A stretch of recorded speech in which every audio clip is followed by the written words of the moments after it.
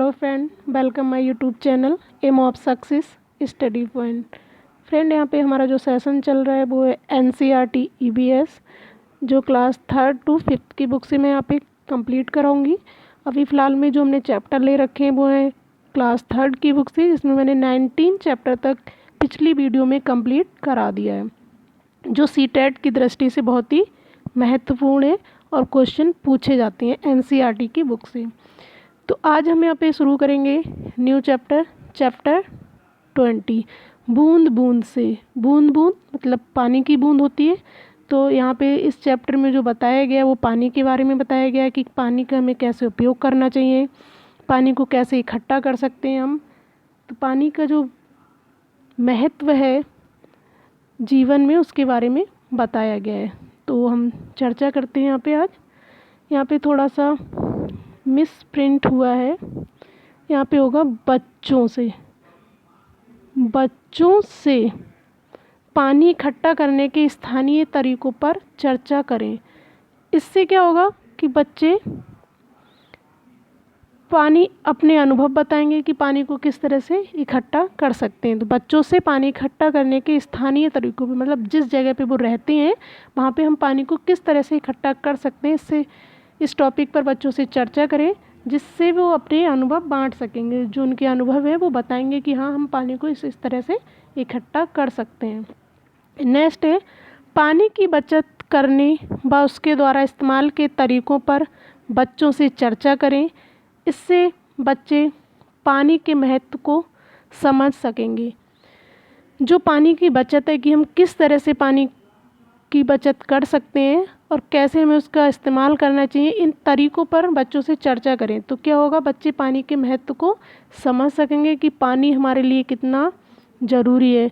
पानी की बचत हम किस तरह से कर सकते हैं, जैसे हमारे किचन में जो बर्तन धुलने का है या जो एक्वा फ्रेश वगैरह लगा होता है, उससे जो पानी निकलता है वेस्ट पानी, तो उसे हम उस पाइप को अगर गार्डन में डाल दें तो वो पेड़ पौधों को मिल जाएगा।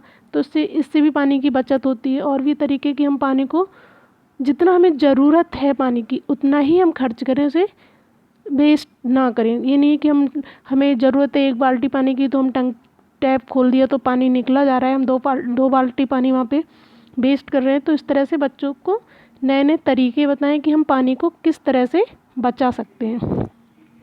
नेक्स्ट है इस बारे में बच्चों के सुझाव सुनना और इन सुझावों को जीवन में अपनाने के लिए प्रेरित करना उपयोगी रहेगा। बच्चों को समझाएं कि हम पानी को कैसे बचा सकते हैं और उनसे उनके सुझाव भी लें कि आप बताइए कि हम पानी को किस किस तरह से बचाएंगे। तो बच्चे भी अपने आइडिया बताएंगे कि हम पानी को इस तरह से बचा सकते हैं और इनको जीवन में अपनाने के लिए भी प्रेरित करें। उनसे कहें कि ये सिर्फ बोलने से नहीं होगा, इसे हमें करके दिखाना होगा, प्रैक्टिकली करके दिखाना होगा, जिससे पानी की बचत की जा सके। नेक्स्ट है राजस्थान में वर्षा जल को संरक्षित करने के लिए टाका। राजस्थान में वर्षा के जल को इकट्ठा करने के लिए टाका क्या होता है, एक टाइप का कुआं टाइप का होता है जो घरों में होता है, जिससे पानी का मुख्यतः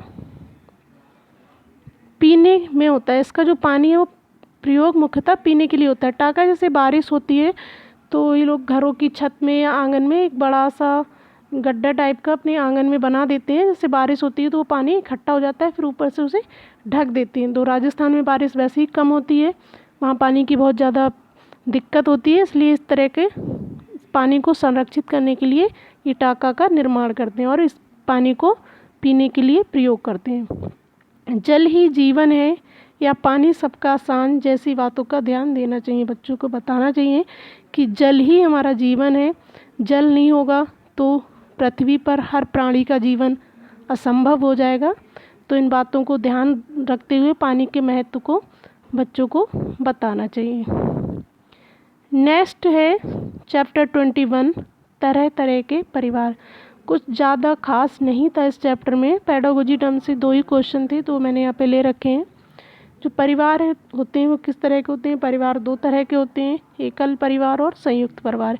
एकल परिवार जहाँ पे पति पत्नी और उनके बच्चे रहते हैं, और संयुक्त परिवार जहाँ पे पति पत्नी, बच्चों के दादा दादी, चाचा चाची, बाकी और फैमिली के जो मेंबर रहते हैं, तो उन सब से मिलके बनता है संयुक्त परिवार।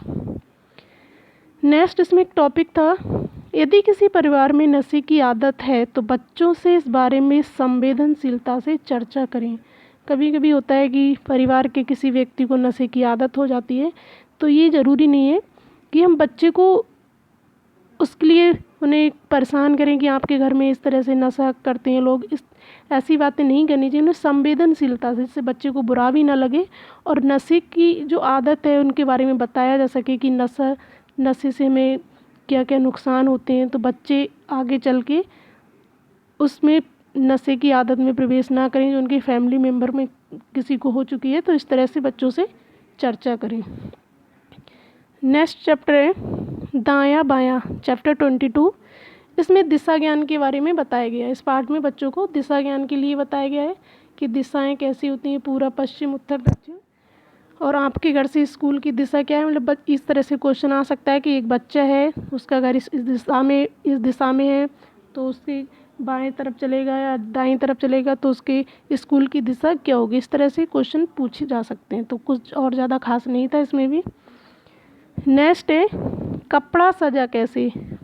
यहाँ पे बच्चों द्वारा कागज़ की बुनाई और कपड़ों पर छपाई करना हमारी पारंपरिक कला को बढ़ावा देगा, जिससे बच्चों को अपनी कला दिखाने का भी मौका मिलेगा। जो पुराने ज़माने में कपड़ों पर छपाई की जाती थी और बुनाई कढ़ाई जो हमारी पारंपरिक कला थी, तो इससे क्या है बच्चों को ये मौका देना चाहिए करके सीखने का कि हाँ इस तरह आपको कपड़ों पर छपाई वगैरह करनी चाहिए। इससे क्या होगा, पारंपरिक जो कला है उसको बढ़ावा मिलेगा और बच्चों को भी कला दिखाने का मौका मिलेगा, वो भी कुछ सीख सकेंगे। नेक्स्ट है इम्पोर्टेंट चैप्टर 24 और लास्ट चैप्टर है क्लास 3 की बुक का, जीवन का जाल, यानी जो फूड चेन है। इम्पोर्टेंट, हर साल यहाँ से क्वेश्चन पूछे जाते हैं। जीवन में भोजन के आधार पर खाद्य श्रृंखला और खाद्य जाल का निर्माण होता है।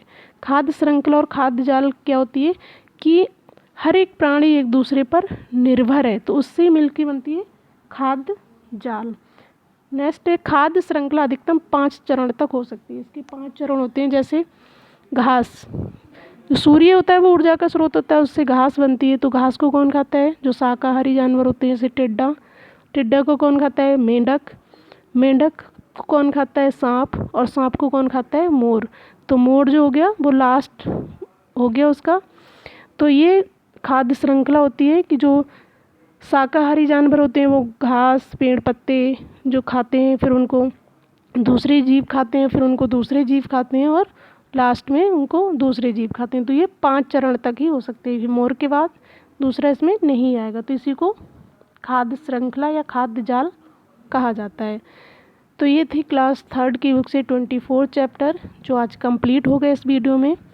अब नेक्स्ट वीडियो में मिलेंगे नेक्स्ट क्लास की चैप्टर के साथ।